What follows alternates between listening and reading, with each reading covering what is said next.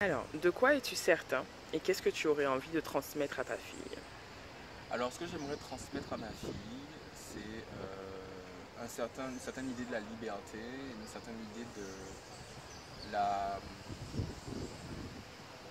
c'est une certaine idée de la liberté. C'est-à-dire que ce dont je suis certain, c'est de ne plus du tout avoir de certitude par rapport à ce que ça veut dire d'être un homme et d'être une femme en fait dans ce monde-là. J'ai grandi entouré de femmes, mes sœurs, ma mère et tout ça. Et mon père avait justement cette place de l'homme qui est bien guadeloupéenne, c'est-à-dire une place bien effacée au sein de la famille. Mon père, c'est quelqu'un c'était un éducateur, donc c'est vrai qu'il avait la place qu'il avait, hein. Et comme beaucoup d'hommes en fait en Guadeloupe, c'est une place, c'est plus ou moins la seule place qu'on autorise dans le foyer. Et je crois qu'en fait, il y a certaines structures familiales en Guadeloupe qu'on devrait repenser. Par exemple, l'homme devrait peut-être prendre une place euh, différente, qui doit être plus, qui doit en fait s'intégrer dans quelque chose de beaucoup plus fondateur que la place qu'il a aujourd'hui.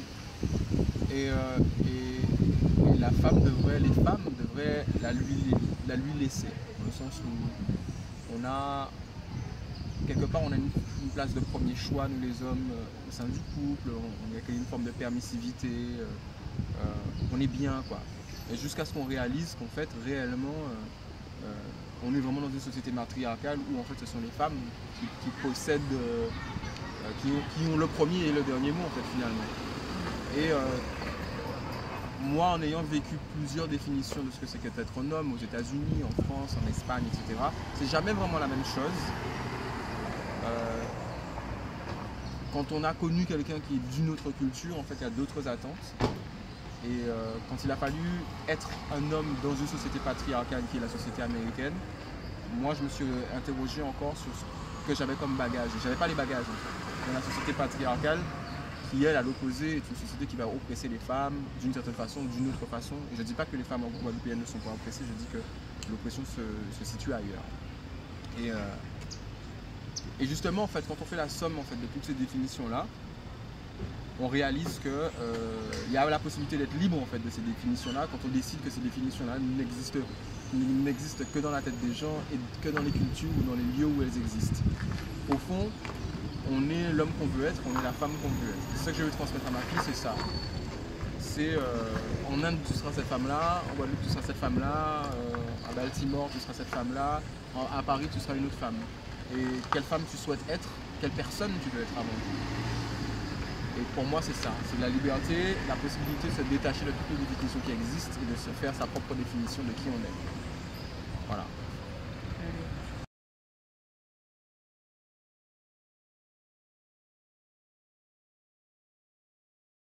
Merci à Éric Pédiran, artiste-compositeur qui a ouvert le bal sur cette série de témoignages, de retours sur les papas de Guadeloupe ou ce qu'ils voudraient transmettre à leurs enfants parce que voilà, il existe des super papas en Guadeloupe. Mettons-les en avant. Merci à Eric.